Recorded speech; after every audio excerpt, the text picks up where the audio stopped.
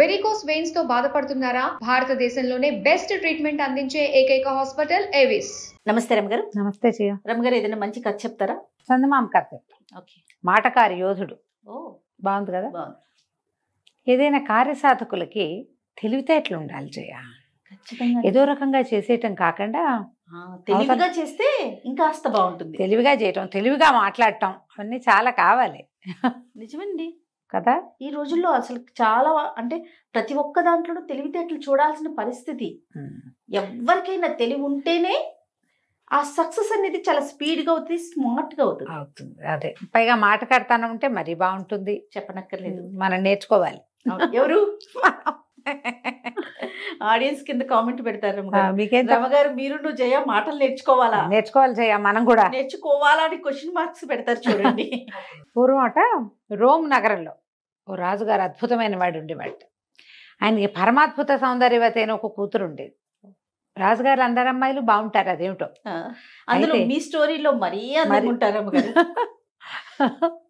అయితే ఆ ఊళ్ళో ఒక యోధుడు ఉండేవాడు, భలే పరాక్రమశాలి. అయితే ఆ యోధుడు ఎప్పుడో ఒక్కసారి చూసి యువరాణి ప్రేమలో పడ్డాడు. అవుతుందో అవుదో, ఆవిడ మన సొంతం కాపోవచ్చు, కానీ నువ్వంటే నాకు ఇష్టం అని చెప్పేయాలని ఉంది. సరే, వీడు ఏమనుకున్నట్ట, దేశాంతరం వెళ్ళి సంపాదించుకురావాలనుకున్నాడు. ఈ యోధులు వాళ్ళు వేరే దేశాలకు వెళ్ళి అక్కడ పెద్ద పెద్ద పదవుల్లోకి ఉంటూ ఉండటం అవన్నీ ఆ కాలంలో జరిగేవట. మన కథల్లో కొన్ని చూస్తాం మనం. అట్లా వాడు ఎక్కడికో వెళ్తాడు, అక్కడ పెద్ద పేరు తెచ్చుకుని బాగా సంపాదించుకుని సొంత ఊరు వస్తాడు. అదే పేరు అదే ప్రతిష్ట సొంత ఊళ్ళో ఎందుకు వాడికి రాలేదో మనకు ఎప్పటికీ అర్థం కాదు. మనం ఇప్పుడు అమెరికా వెళ్ళటం లాగా. బాగా చెప్పారు. సేమ్ అప్పుడు కూడా ఉండేవి. ఈ రోమ్లో ఉన్న యోధుడు వేరే దేశం వెళ్దాం అనుకున్నాడు. అతను పెట్టుకున్న time line 7 years, time bound 7 years. సరే, ఒకనాడు బాగా ప్రయత్నం చేసి యువరాణిని ఒంటరిగా దొరకపుచ్చుకుని ఏం చెప్పాడంటే, నేను ఎప్పటి నుంచో మీకు చెప్పాలనుకుంటున్నాను, మీరంటే నాకు పంచప్రాణాలు, చాలా ఇష్టం నాకు. భగవంతుడు అనుకూలిస్తే మిమ్మల్ని సొంతం చేసుకోవాలని కూడా ఉంది. కానీ నేను దేశాంతరం వెళ్తున్నాను, ఎప్పటికి తిరిగి వస్తానో తెలియదు. భవిష్యత్తు ఎలా ఉండబోతుందో, నాది ఎట్లా ఉంటుందో మీది ఎట్లా ఉంటుందో, కానీ నా మనసులో జనించిన ఈ ప్రేమని తెలియజేయాలనుకున్నాను నేను అన్నాడు. అయితే యువరాణి ఒక నిమిషం ఆలోచించింది, దీర్ఘంగా అటు ఇటు చూసింది, ఒక నిట్టూర్పు విడిచింది. ఇంత మాట చెప్పావు కనుక నేను కూడా ఒక మాట చెప్తా. నువ్వన్నా నాకు చాలా ఇష్టం, అబ్బో, కానీ నువ్వు ఇప్పుడు వెళ్ళిపోతున్నావు, నేనేం చేయను అంతే. అంటే యోధుడు అన్నాడు, సరే నేనంటే నీకు ఇష్టమే కదా, 7 సంవత్సరాల్లో నేను తిరిగి వస్తా. 7 ఏళ్ల తర్వాత సరిగ్గా ఇదే రోజు నేను వస్తా. అప్పటిదాకా నా కోసం వేచి ఉండు. ఒకవేళ నేను రాకపోతే ఆ మరుసటి రోజు నీ దారి నువ్వు చూసుకో. ఎట్టి పరిస్థితుల్లోనూ ఈ రోజుకి తిరిగి వస్తా. నేను జీవించి ఉంటే తిరిగి వచ్చినట్టు, అంతే. 7 ఏళ్ళు చెప్పాడు. ఆ యువరాణికి అప్పటికే 18 ఏళ్ళు 17 ఏళ్ళు ఉన్నాయి. యోధుడు మర్నాడు తెల్లవారే తట్టపుట్ట సర్దుకుని యువరాణి ఇక నాదే అని వెళ్ళిపోయాడు. నేను నీదాన్నే అని ఈవిడ సిమితంగా ఉంది. ఈ యోధుడు వెళ్ళిపోయిన కొద్ది రోజులకి హంగేరియన్ రాజుగారు ఈ రాజుగారికి, రోమ్ రాజుగారికి ఉత్తరం రాశారు. మీకు ఫలానా ఒక సౌందర్యవతి అయిన కుమార్తె ఉందని నాకు తెలియొచ్చింది, ఫోటో కూడా చూసాము, మీ అమ్మాయిని నేను పెళ్లి చేసుకోదలుచుకున్నా, మీ ఊరు వస్తున్నాను, కాచుకొని వచ్చి అన్నాడు. ఈయన ఆశ్చర్యపోయాడు, తర్వాత సంతోషించాడు. హంగేరియన్ రాజు, ఒక రాజు స్వయంగా మీ పిల్లని పెళ్లి చేసుకుంటానంటే ఇక్కడ రాజకుమార్తె అక్కడ ఏమవుతుంది, మహారాణి అవుతుంది. ఆయన సంతోషంగా చంకలు గుద్దుకుని ఆనందంతో కూతురు దగ్గరకు వచ్చాడు. అమ్మాయి, హంగేరియన్ రాజుగారుట నేను పెళ్లి చేసుకుంటాట, మరి ఏం చేద్దాము అన్నాడు. వాడు బాగా ఆలోచించి, నాన్న 7 సంవత్సరాల సమయం, 7 ఏళ్ళ వరకు నేను పెళ్లి చేసుకోదలుచుకోలేదు చెప్పింది. 7 ఏళ్ల తర్వాత ఆయన ఏ రోజు వచ్చినా నేను పెళ్లి చేసేసుకుంటా, 7 ఏళ్ళు నా టైం అనేసరికి అప్పట్లో లేట్ మ్యారేజ్లు సహజమేట. వాళ్ళకేమంత 27 వచ్చింది, 31 వచ్చింది లెక్కేం లేదు. సీనియర్ సిటిజన్లు కూడా పెళ్ళిళ్ళు చేసుకునే రోజులు అవి. సరే, రాజుగారు ఉత్తరం రాశారు హంగేరియన్ రాజుగారికి. మా అమ్మాయి ఏదో వ్రతం పట్టిందండి, 7 సంవత్సరాలు కావాలంది, ఈ లోపల ఏమిటో చదువుకుంటానంటోంది, మరి వివాహం అది అయ్యి మహారాణి అది అయిపోయాక అవంతా కుదరవు, కాబట్టి ఈ 7 సంవత్సరాలు మీరు మాకు సమయం ఇవ్వవలసింది, 7 సంవత్సరాల తర్వాత మీరు వస్తే మాకు ఎటువంటి అభ్యంతరము లేదండి అని. రాజుగారు కూడా సరేననుకున్నాడు. ఈ లోపల ఆయన 1-2 పెళ్ళిళ్ళు చేసుకున్నాడేమో. ఈ ఫలానా రోము సౌందర్యవతి అయిన యువరాణి వివాహం మాత్రం 7 ఏళ్ల తర్వాత నాతో జరుగుతుందని ఫిక్స్ అయ్యాడు. 7 ఏళ్ళు గడిచాయి. హంగేరియన్ రాజుగారు రోమ్ యువరాణిని పెళ్లి చేసుకోవడానికి గుర్రం వేసుకుని ఒంటరిగా బయలుదేరాడు. తనే వెళ్ళి తీసుకొద్దాం అనుకున్నాడు. ఈ వెళ్తూ ఉంటే దారిలో ఈయనకు ఒక యోధుడైన ఒక యువకుడు తగిలాడు. మరి దారిలో ఎప్పుడు తోడు ఉండాలి చూడు, ఒకళ్ళే వెళ్ళకూడదు. అవును. ఈ యోధుడు రాజుగారు చేరుకో గుర్రం మీద వెళ్తున్నారు. మీరు ఎటువైపు వెళ్తున్నారంటే రోమ్ అని చెప్పుకున్నారు. అన్ని దారులు రోమ్ వైపే దారి తీస్తాయని నవ్వుకున్నారు. సరే కలిసి వెళ్దాం, కబుర్లు చెప్పుకోవచ్చు, కలిసి వెళ్ళచ్చు, ఏమిటో చేయొచ్చు అని సరేననుకున్నారు. ఇద్దరు కలిసి వెళ్తున్నారు. వెళ్తుంటే ఏమైంది, ఈ అబ్బాయి దిగలేదు కానీ ఒక ఇది వచ్చింది, మాకు చెరువు లాంటిది వచ్చింది. రాజుగారి గుర్రం గబుక్కని దిగేసరికి లోతు తెలియక దబిక్కని ముందు పడింది. రాజుగారి బట్టలన్నీ తడిసిపోయినాయి. ఆ లోతు తెలియలే, దిగింది లోతు తెలియలే. ఇటు యువతలే నుంచున్నాడు యోధుడు. ఇతను ఏమన్నాడు, ప్రభు మీరు ఒక వంతెన తెచ్చుకుని ఉండాల్సిందండి మీతోటి అన్నాడు. అనేసరికి వంతెన ఎట్టా తెస్తారు? ఆయన నవ్వొచ్చింది. ఏమిటో నీ తెలివితేటలు, భలేవాడివి. ఆ వంతెన ఎవరైనా తేగలరా? ఇంత చెరువుని దాటే వంతెన ఎవడు వెంట పెట్టుకు రాగలడు? అదే కదా. భలేవాడిపోయి నువ్వు, ఏమిటో నువ్వు ఎవరో తెలియగలవాడు అనుకున్నాను, నీకేం తెలివితేటలు ఉన్నట్లేవే బొత్తిగా అన్నాడు. ఇద్దరు కాస్త ఒక గుర్రం దిగాక దాని లోతు అర్థమైందిగా. వెనకాల వాడు నిదానంగా దిగి గుర్రాన్ని ముందుకు తీసుకుపోయాడు.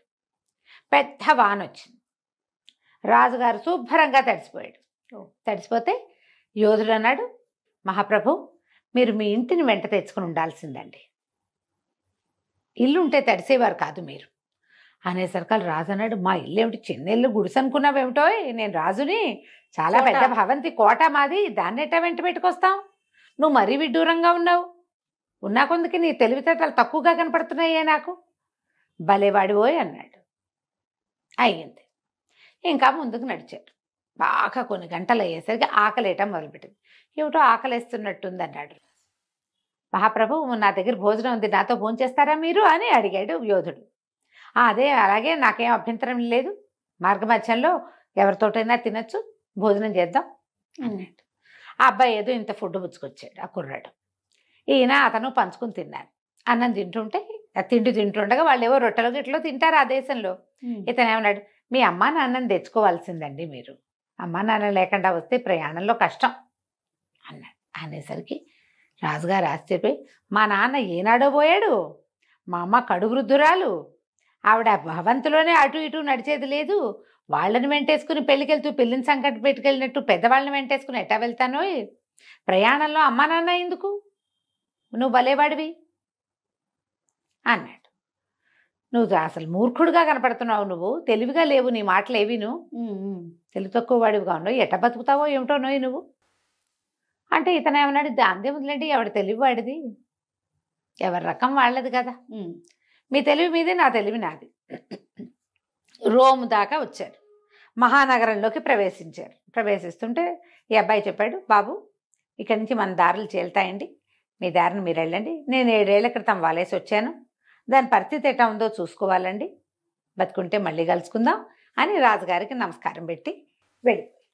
ఆ అబ్బాయి దారిని అబ్బాయి పోయాడు. మన రాజుగారి హంగేరియన్ రాజుగారు రోమ్ రాజుగారి ఇంటికి చేరారు. భవంతి బయటికి వెళ్ళంగానే ఈయన గుర్రం చూసి వాళ్ళు గుర్తుపట్టారు. ముందే ఉత్తరం రాసి ఉంటాడు నేను వస్తున్నానని. మంది మార్బలం అందరు ఎదురొచ్చి ఆయన లోపల తీసుకెళ్లారు. సరే భోజన భాజనాదులు చేయిస్తున్నారు. యువరాణి అనుకుంటోందనమాట, 7 ఏళ్ళు అయింది, హంగేరియన్ రాజుగారు వస్తానని ఉత్తరం రాశాడు, యోధుడు వస్తాడు రాడు, నేను ఇంకా రాజుగారిని పెళ్లి చేసుకోవాల్సిందేనేమో అని అనుకుంటాను. ఇంతలో ఏమైంది, పెద్ద రాజుగారు చిన్న కొత్తగా పెళ్లి కొడుకు రాజుగారు తిండి తింటున్నారు, భోజనాలు చేస్తున్నారు. ఆయన చెప్పాడు, మీరు ఒంటరిగా వచ్చారా, ఎలా వచ్చారు, ఎవరు వచ్చారు మీతోటి, బాగా తోలుకొని రాగలిగారా, ఒంటరి స్వారీ విసుగుపట్టలేదా, కుశల ప్రశ్నలు వేస్తారు చూడు. అవును. కుశల ప్రశ్నలు వేస్తే దారి మధ్యలో ఒక కుర్రాడు తగిలాడండి. వాడు వెరీ ఇంట్రెస్టింగ్ పర్సనాలిటీ, వాడు తమాషాగా మాట్లాడతాడు, గుర్రం అది బాగా తోలాడు అనుకోండి, మంచి పెద్ద భారీకాయుడు, కత్తి తిప్పడం వచ్చిన వాడేను, కానీ వాడి తెలివి తక్కువ వాడండి, వాడేంటో విచిత్రంగా మాట్లాడాడు. మరి పెద్ద వాన వచ్చింది, మీ ఇంటిని తెచ్చుకోవాల్సిందండి అన్నాడు. ఇంటిని తెస్తారండి ఎవరైనా అన్నాడు. అనగానే ఈయనకి డౌట్ వచ్చింది. మరి అంటే వాన వస్తే ఏమైందండి అన్నాడు. నేను తడిసిపోయాను అన్నాడు ఈయన. కుర్రాడు అన్నాడు. వాడు సంచిలోంచి ఒక దుప్పటి తీసి కప్పుకున్నాడండి అని చెప్పాడు రాజు. కుర్రాడని మా రాజుగారు అడిగితే చెప్తున్నాడు అనమాట. అంటే వాడు దుప్పటి తీసి కప్పుకున్నాడు. ఇతను అన్నాడు, ఇల్లు అంటే అదేనండి, తలదాచుకునే స్థలం.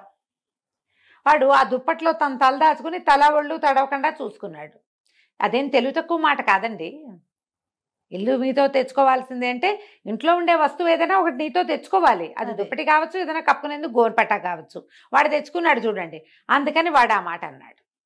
అక్కడి నుంచి ఏమోనండి, అది తెలివిగా ఉందంటారా ఆ మాట అని మేమిద్దరం నదిలో దిగామండి. నేను లోతు తెలియలేదు, నాకు ఆ గుర్రం ముందుకు పడినంత పని అయింది. కాస్తుంటే నువ్వు ఎటో పడేవాడిని నేను. అప్పుడు కూడా వాడు అట్టాగే అన్నాడు, వంతెన వెంట పెట్టుకు రావాల్సిందండి అంటే నిత్యం తెచ్చుకోవాలి వంతెనే అక్కడ అనేసరికి వంతెనేటా తెస్తామని నేను అన్నానండి. అంటే కరెక్టేనండి వాడు అన్నది. ఎందుకంటే వంతెన అంటే ఏమిటి, నీటిని సులువుగా దాటే మార్గం జనరల్గా అర్థమయ్యేది. వీడి పాయింట్ ఏమిటిది, మీరు ఒక మహారాజు, ఒక నది దాటడానికి నది లోతెంతో తెలుసుకోవాలంటే ఒక సైనికుల్లో ఇద్దరు సైనికుల్లో దింపి తెలుసుకుంటారు జనరల్గా ఎవరైనా. మీరు ఎవరైనా సహాయం తెచ్చుకుని ఉండాల్సిందని వాడి ఉద్దేశం అయి ఉంటుంది. వాడి ఉద్దేశం అది అయి ఉండొచ్చు, తెలుగు తక్కువ మాట కాదు అన్నాడు. ఇంకా ముందుకు వచ్చాక వాడు మేమిద్దరం కలిసి భోజనం చేసామండి. వాడే పెట్టాడు అనుకోండి తిండి. మీ అమ్మ నాన్నని తెచ్చుకోవాల్సింది అన్నాడు. మా నాన్న ఎక్కడన్నాడు, మా అమ్మ ఎంత వృద్ధురాలు, అమ్మా నాన్నని తెచ్చుకుంటామా ప్రయాణంలో. వాడు మూర్ఖుడేనండి, మీరు ఒప్పుకోవట్లేదు కానీ అన్నాడు. వాడు మూర్ఖుడు కాదండి, మీరు తిండి ఎవరిది తిన్నారంటే వాడే పెట్టాడు. వాడు ఉద్దేశం అన్నపానీయాలు అమ్మా నాన్న అంటే. మీరేం చేశారు, ఇంత దూరం ప్రయాణం చేస్తూ ఏం తెచ్చుకోవాలా తిండి, ఆ మార్గ మధ్యలో తినడానికి తిండి తెచ్చుకోదు. ఓహో, వాడు తెచ్చుకున్నాడు. అమ్మా నాన్న అంటే ఏమిటి, మన తిండి తిప్పలు అమ్మా నాన్ననే చూస్తారు.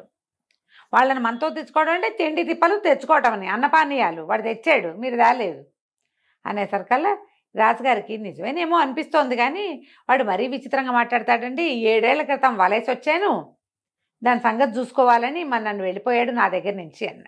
ఆ అబ్బాయి ఏడి మీతో ఎందుకు రాలేదు అని అడిగితే ఆయన ఈ మాట చెప్పాడు. చెప్పగానే రాజుకు స్ట్రైక్ అయిపోయింది.